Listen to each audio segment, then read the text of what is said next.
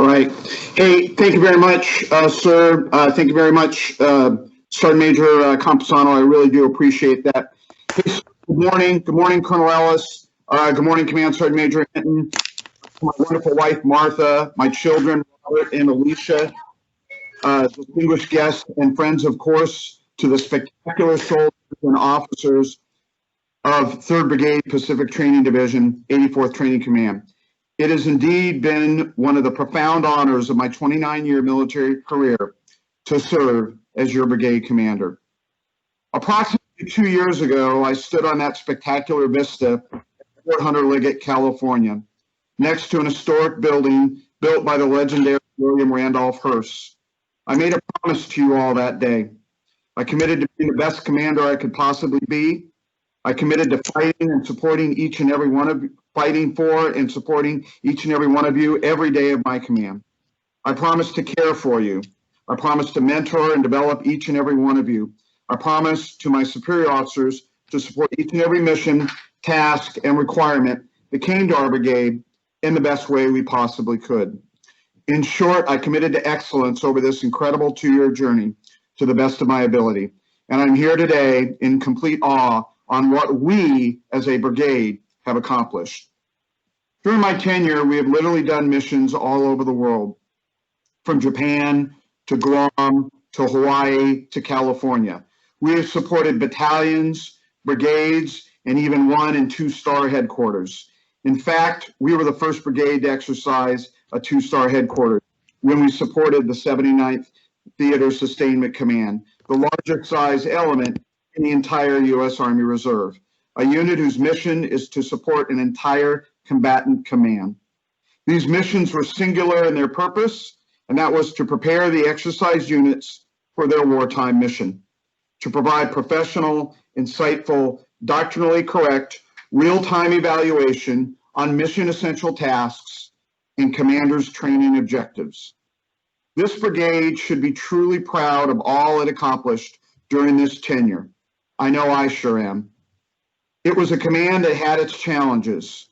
Our subordinate elements were spread out across 2 different time zones and 3 states. Indeed, if I had stayed in just my brigade headquarters during each battle assembly, I would not have met over 60% of my soldiers and officers. So I traveled. I traveled a lot. That gave me a unique perspective.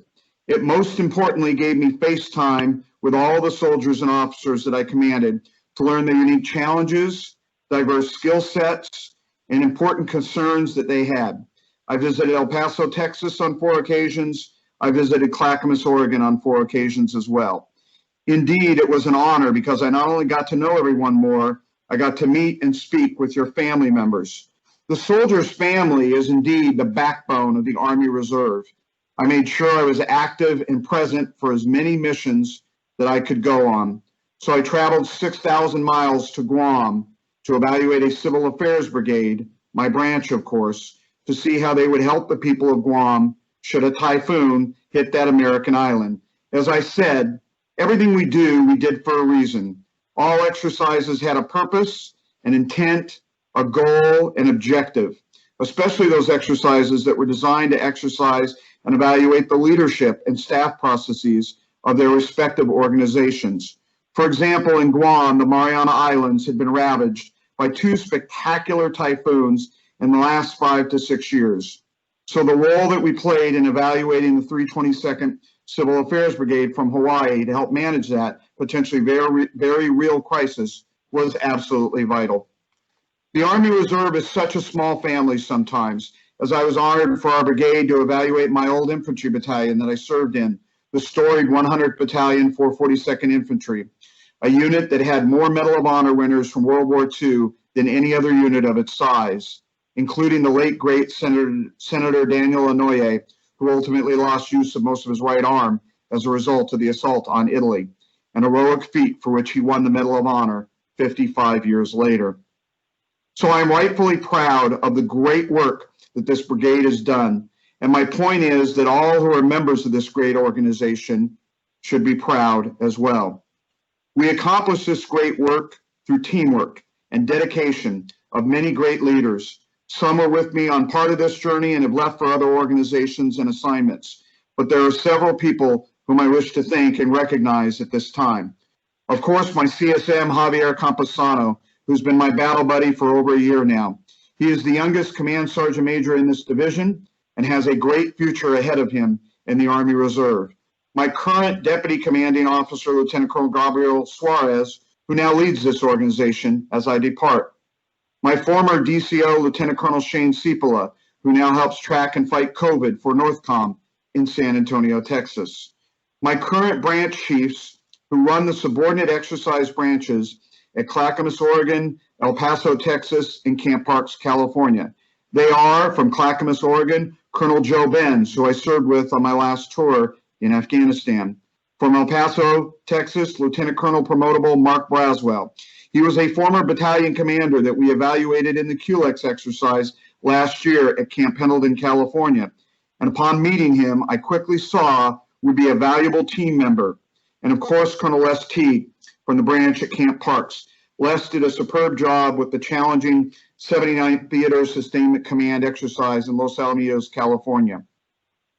These branch chiefs also had spectacular predecessors as well. From Clackamas, Colonel retired Devin Garrity, who I also deployed to Afghanistan with in 2016 to 2017, and Colonel David Nash, who just took over a brigade in the 86th Division in Illinois, and Colonel Eric Lane in El Paso, Texas, who we just retired a couple of months ago, and from Camp Parks, Colonel Darrell Dodge, who went on to the 63rd Readiness Division. There are many others, like Lieutenant Colonel Tim Green, my assistant AGR S3, a great Army aviator who last year was selected for a battalion command, and his replacement in my brigade, the spectacular Major Mike Schultz.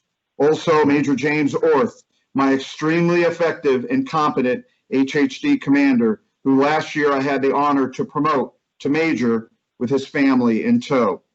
You have done a great job. Remember, in effect, I had your job 15 years ago. It helped my career. I, of course, want to thank and recognize the PACDIV commander, Colonel John Ellis, and the 91st Division commander, Brigadier General Shane Buzza. I served with General Buzza back in 2003 to 2005 when he was a major, and I was a captain as the HHC commander of 1st Brigade, 91st Division. Colonel Ellis and Brigadier General Buzza are taking on the monumental task of reorganizing their respective divisions, which includes collapsing some brigades into others, leaving a broad, geographically dispersed, but ultimately tighter organization that will have more capabilities and resources than the current organizations do. It is a yeoman's effort, and the complexity of it is not lost on me. It will sadly lead to this brigade encasing its colors in a few months, but that is progress. All I have ever said is that 1st and 2nd Brigade are extremely lucky in the quality of new subordinate elements that will fall under their new expanded organizational footprint. 3rd Brigade, let's show those brigades how it's done. This day would not be complete if I did not recognize my fellow PACDIV brigade commanders. We were an amazing, eclectic, and talented group of colonels that forged a bond and friendship that will last long after we have all left the Army Reserve. Colonel Otto Padron, the commander of 1st Brigade in Garden Grove, California. Colonel Catherine Braun of 2nd Brigade from Denver, Colorado. Colonel Brandy Peasley of 4th Brigade from Houston, Texas. Colonel Donald Ellison of 5th Brigade from Fort Hood, Texas. And Colonel Doug Hinckley of 6th Brigade from Fort Sill, Oklahoma. We were all truly partners and enjoyed our ride together after all taking command almost at the same time in the summer of 2018 and are now moving on to bigger and greater things. This command would certainly not have been as fun and rewarding without these fine officers that I got to serve with. Finally, I would be remiss if I did not mention the former PACDIV commander, Brigadier General Michael Roach, who, fresh after being promoted to a general officer rank, like literally the day before, they gave him his own division to command. I quickly saw why. He was incredible in every respect. In fact, when I found out about the new assignment to Saudi Arabia, he literally was the first person that I called, seeking his advice and mentorship. He said, "Go for it." He himself is on his way to South Korea to be joined by Brigadier General Buzza later this year. Because my brigade was across the hallway from his division headquarters, I got to develop a very special mentor-mentee relationship with him. He always supported everything that I did, and I genuinely sought out his advice on difficult issues. He was a great leader. Less than a year ago, we feted him as he left the PACDIV command to take over the 86th Division at Fort McCoy, Wisconsin. All the brigade commanders gifted him with a cigar humidor. He really appreciated that. We wanted to put a small plaque on the humidor, and I was asked by my fellow brigade commanders what we should say. From those times together with him, I knew exactly who we had to quote. I suggested a quote from Major General Joshua Chamberlain from the Civil War, and so it was. At that celebration that night, Brigadier General Roach gave us all a specially produced print that he had bought from the Army War College, as all of us were graduates from that institution.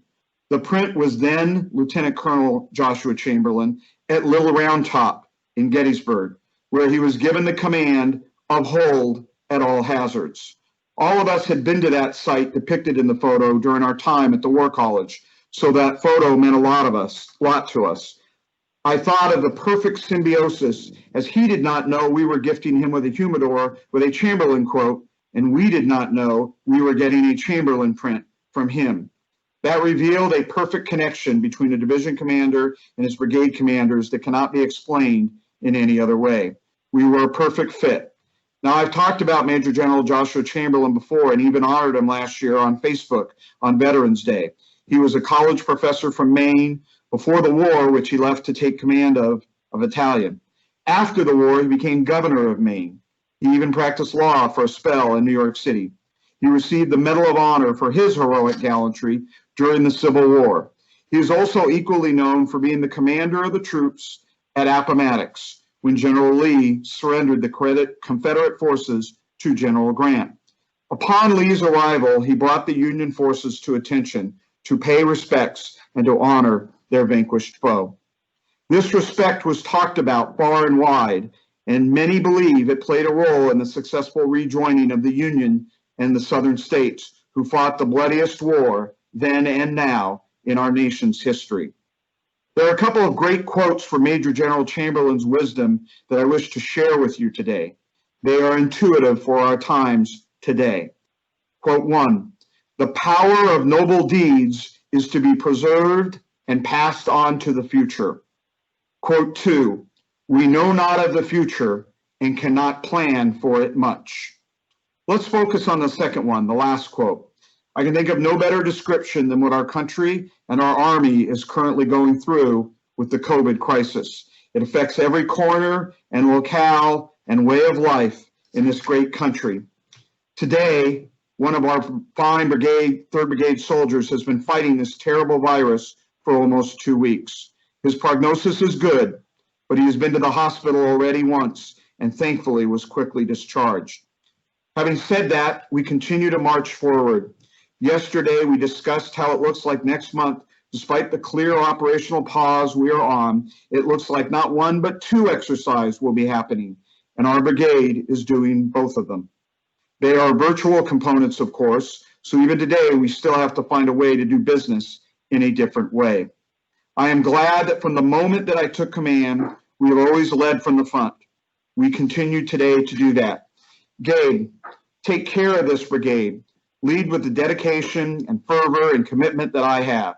I know it is in good hands, and before you know it, the transition will have finally occurred. To the great soldiers and officers of this brigade, I salute you. Thank you for giving me the best experiences I could possibly ask for as a commander. Follow my example and always do your best. May God bless you, your families, this brigade, the United States Army Reserve, and the United States of America. Thank you.